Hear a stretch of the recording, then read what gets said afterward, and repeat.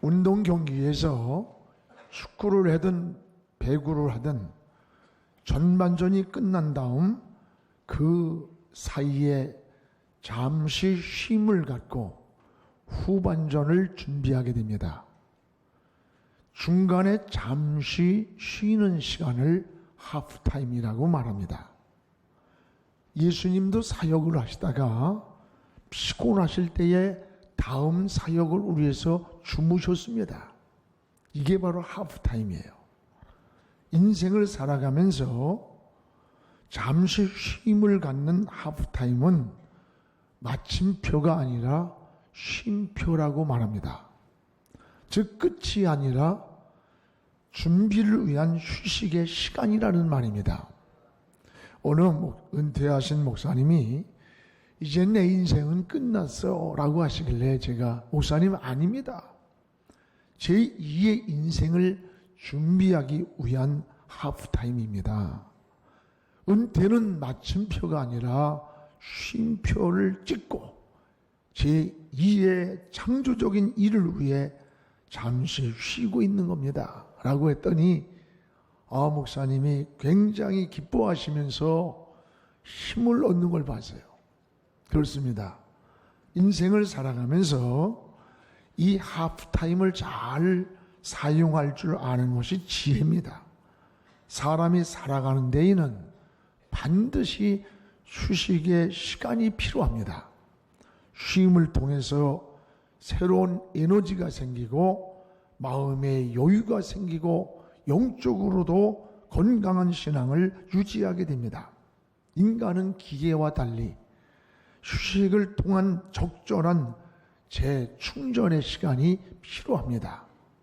적절한 휴식은 능률을 향상시키는 원동력이 됩니다. 여러분, 휴식의 의미를 아는 사람은 오히려 실패의 확률이 적다고 합니다. 너무 자신을 몰아치는 사람치고 행복한 사람이 없습니다.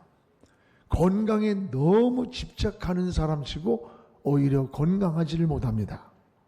운동도 적당하게 하면 약이 되지만 과하면 독이 됩니다. 최소한 일주일에 하루 정도는 쉬어주지 않으면 이 관절이나 인대에 긴장이 쌓여서 오히려 사고가 날 위험성이 굉장히 높다고 그래요. 등반을 잘하는 사람이라도 2000m 이상을 올라갈 때는 반드시 중간에 쉬었다 올라가야지 그냥 무리하고 올라가다가는 이거는 자살행위랍니다. 정상을 가기 위해 잠시 중간에 쉬는 것, 이걸 바로 하프타임이라는 거예요. 여러분, 악보에 가장 중요한 게 뭐예요? 쉼표 아닙니까? 쉼표가 없는 악보가 있다면 그 노래는 끝까지 부를 수가 없습니다. 휴식할 줄 아는 것이 지혜라는 말이에요.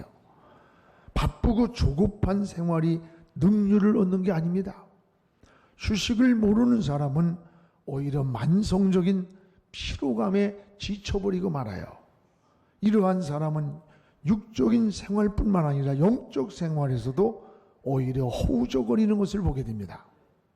쉼을 누리는 시간이 필요합니다.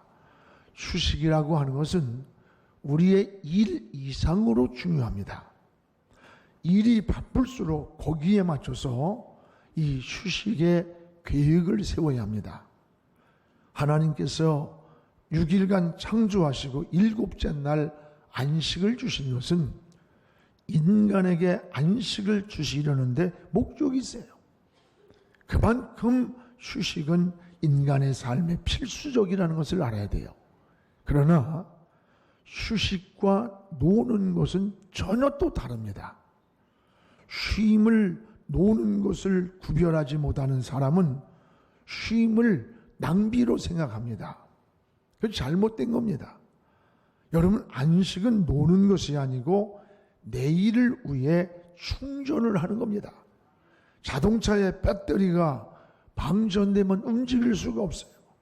인생도 마찬가지입니다. 충전 없이 계속 달릴 수가 없어요. 이 충전이 필요한 거예요.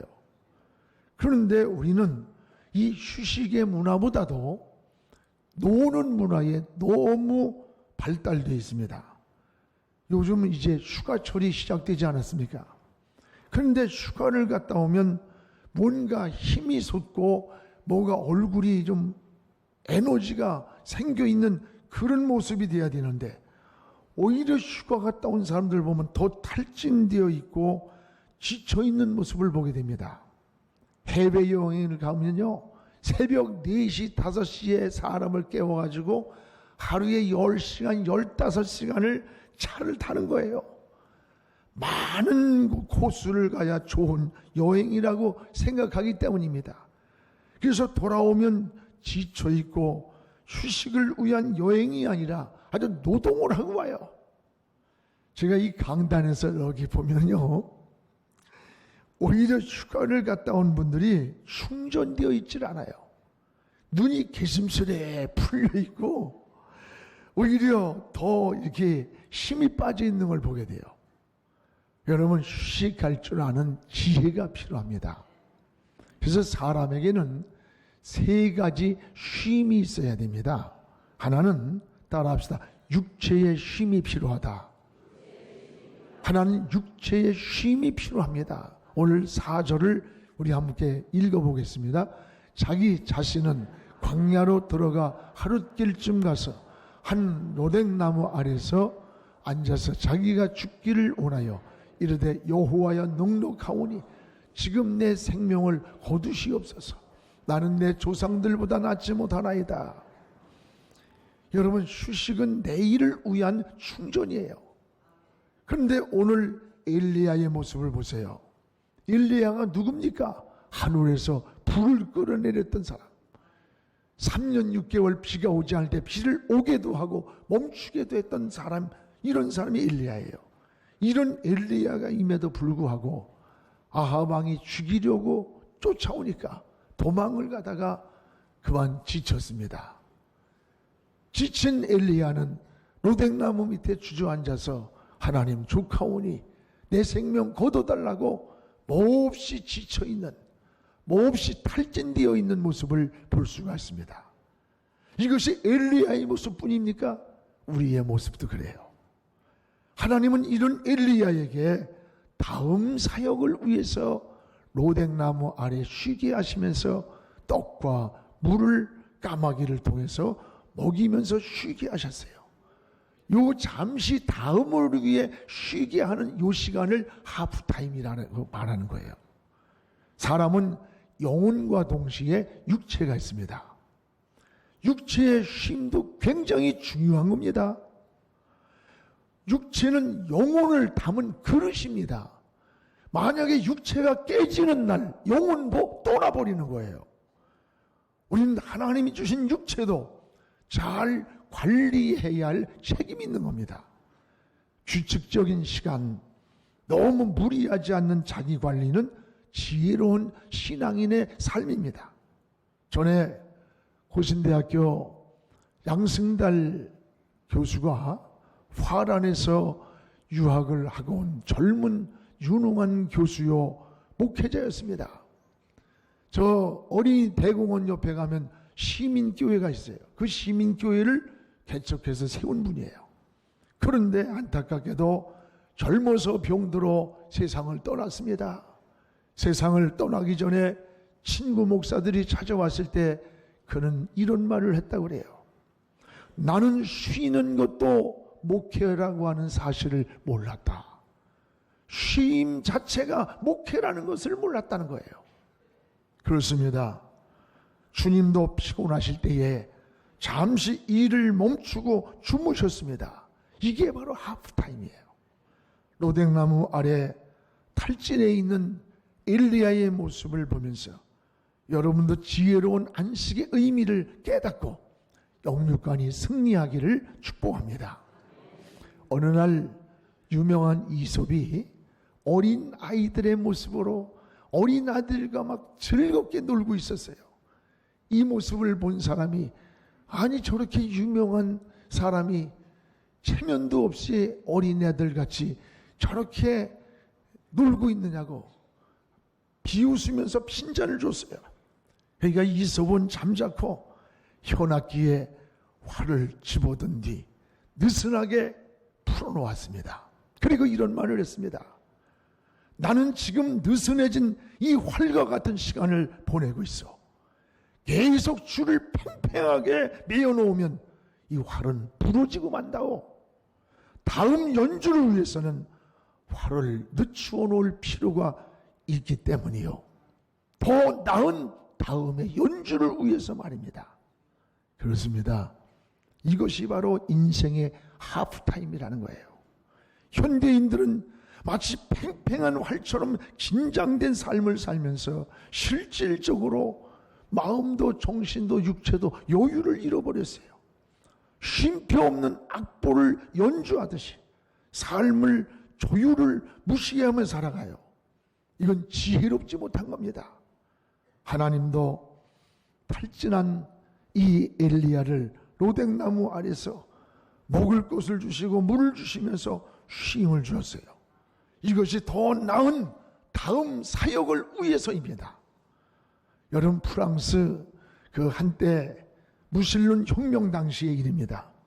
주일 예배를 드리지 못하게 하려고 일주일을 10일로 바꿔서 카렌더를 바꿔버렸어요. 일주일을 10일로 카렌더를 바꿔놨는데 그러자 모든 산업의 생산량이 40%가 줄어버리더래요. 일을 더 시키는데도 능률이 없더래요. 그래서 다시 일주일을 7일로 되돌렸답니다. 여러분, 창조의 원리도 6일을 일하면 하루를 쉬게 해줬어요. 토지까지도 6년 농사를 지으면 1년을 땅을 묵힙니다.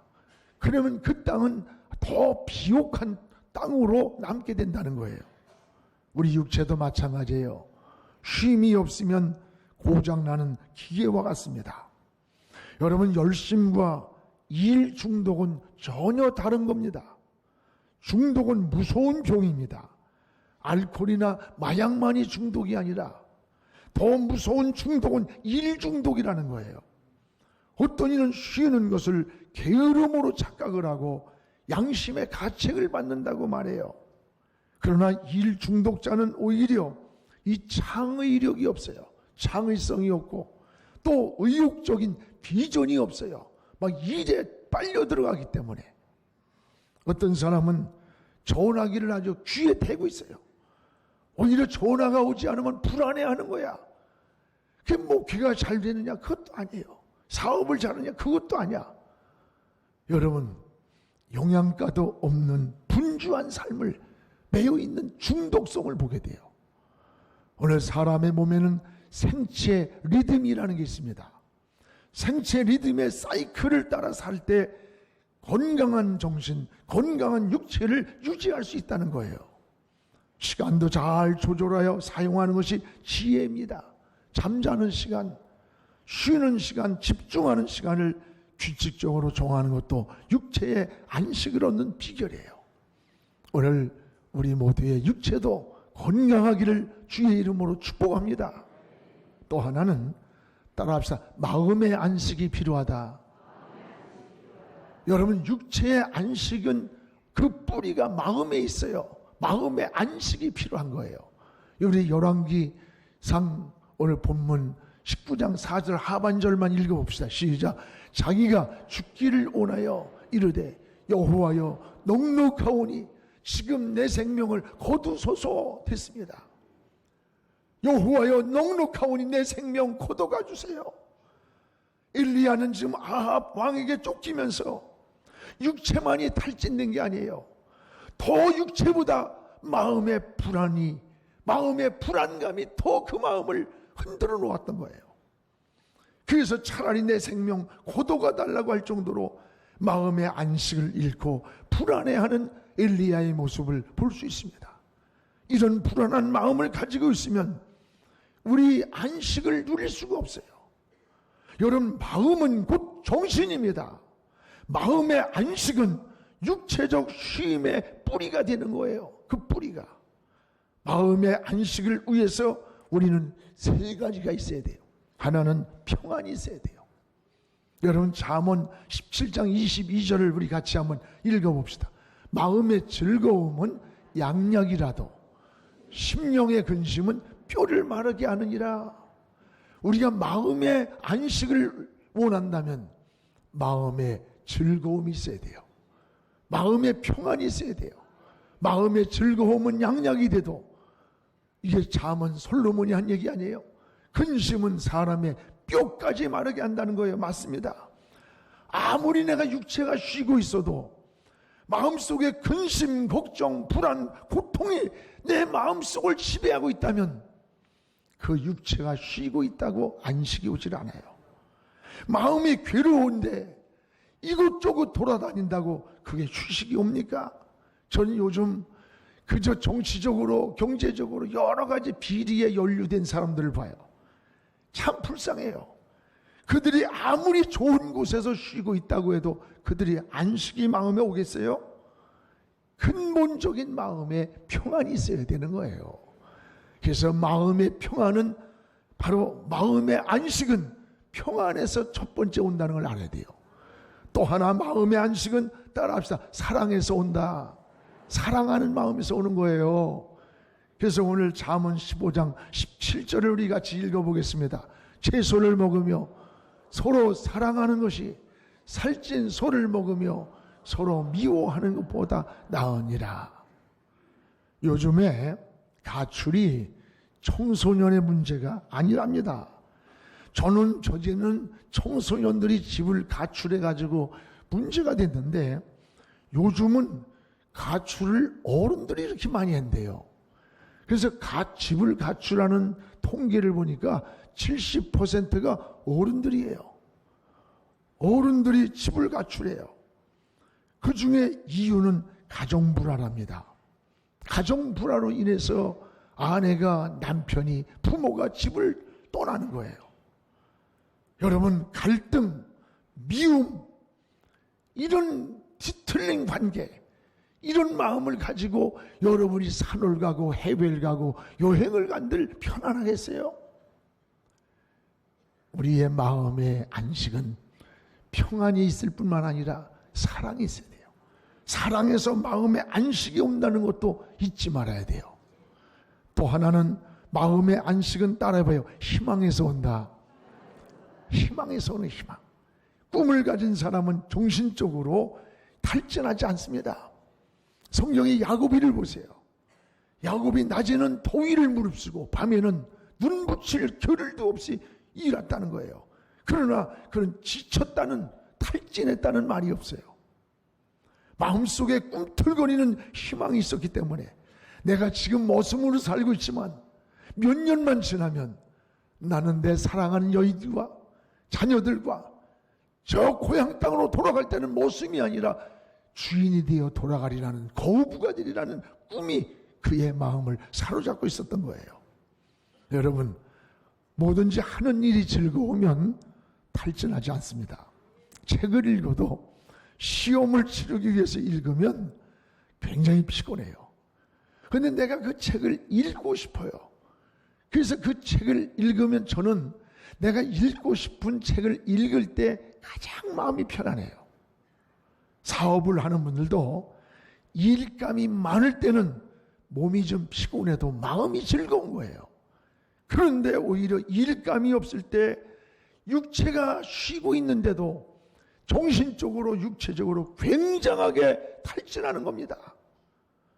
전에 어느 집사님이 직장을 한순간에 잘렸어요. 그리고 6개월간을 놀고 있는데, 글쎄 놀면서 병이 나가지고 입원을 했어요. 퇴원을 하고 나서 뭐라고 하는 거니? 목사님, 세상에서 제일 힘든 게 뭔 줄 압니까? 뭐냐고 그랬더니 노는 게 제일 힘들더래요.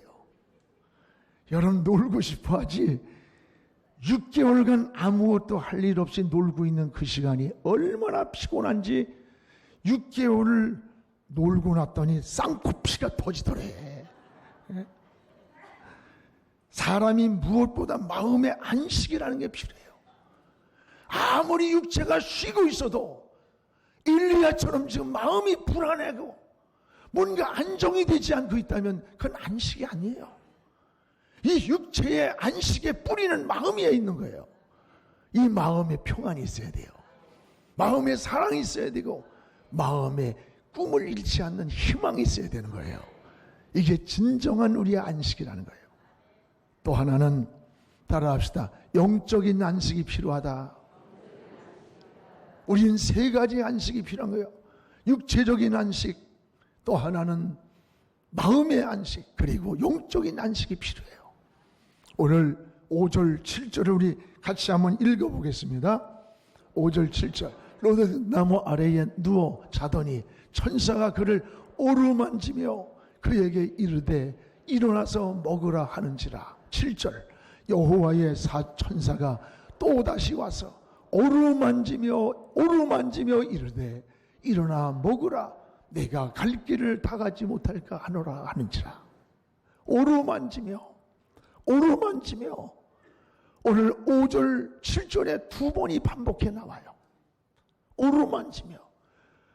이 오르만진다는 나사라는 히브리어 원문을 보면 이게 닿다, 대다, 툭 치다 이런 뜻이에요.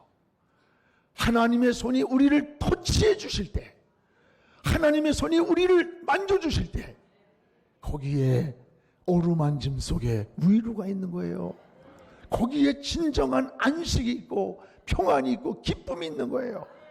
저는 이 오르만저라는 말씀을 읽으면서 묵상하면서 너무 마음이 기뻤어요. 하나님, 목사도 때로는 지칠 때가 있고 힘들 때가 있고 상처가 있을 때가 얼마나 많은지 몰라요. 하나님, 일리야의 마음을, 일리야를 오르만져 주셨던 하나님, 터치해 주셨던 하나님, 그 손으로 내 영혼을 터치해 주세요. 내 마음을, 내 육체를, 내 삶을 오르만져 주세요. 우리 성도들을 오르만져 주세요.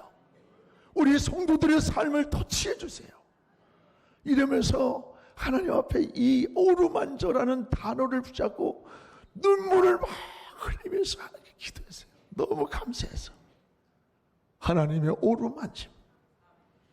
여러분, 하나님의 위로예요. 터치예요. 이 시간 하나님의 손이 여러분을 터치해 주시기를, 오르만져 주시기를 축복합니다. 하나님이 터치해 주시면 해결되지 못할 문제가 뭐가 있어요? 병든 몸을 오르만져 주실 때에 치료를 경험합니다. 위로울 때 하나님의 손이 오르만져 주실 때 위로를 경험하는 거예요.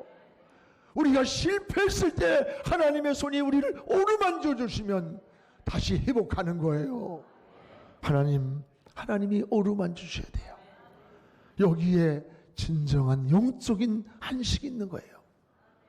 또한 진정한 영적인 안식은 어디에 있느냐? 따라합시다. 아버지의 품에 있다. 진정한 영적인 안식은 아버지의 품에 있습니다. 여러분, 아버지의 품으로 돌아가야 진정한 안식을 누릴 수가 있어요. 탕자를 보십시오. 아버지의 집을 떠나 더 행복할 줄 알았지만 결과는 병들고 실패하고, 그때서야 아버지 집이 생각나서 돌아올 때 아버지 옆에, 아버지, 나를 아버지의 아들로 보지 마시고 이 집의 품꾼의 하나로 여겨달라고 고백할 때 아버지는 과거를 물어보지 않고 그 탕자를 끌어안으면서 너는 아니야, 너는 품꾼이 아니고 내 아들이야, 아들. 모심이 아니고 넌 아들이야. 여러분, 모심과 아들은 신분이 전혀 다른 거예요. 모심은 노동의 대가로 끝이 나지만 아들은 아버지의 상속자가 되는 거예요. 우리는 하나님의 자녀입니다. 하나님의 상속자예요. 탕자처럼 우리가 잘못 살았을지라도 하나님의 얼굴을 피하지 말고 하나님 앞에 도망치지 마세요. 아버지 앞으로 달려오시기 바랍니다. 하나님의 품으로 나오시기 바랍니다. 여러분, 아버지의 품에 진정한 안식이 있어요. 여기에 진정한 오르만짐이 있고 여기에 진정한 위로가 있는 거예요.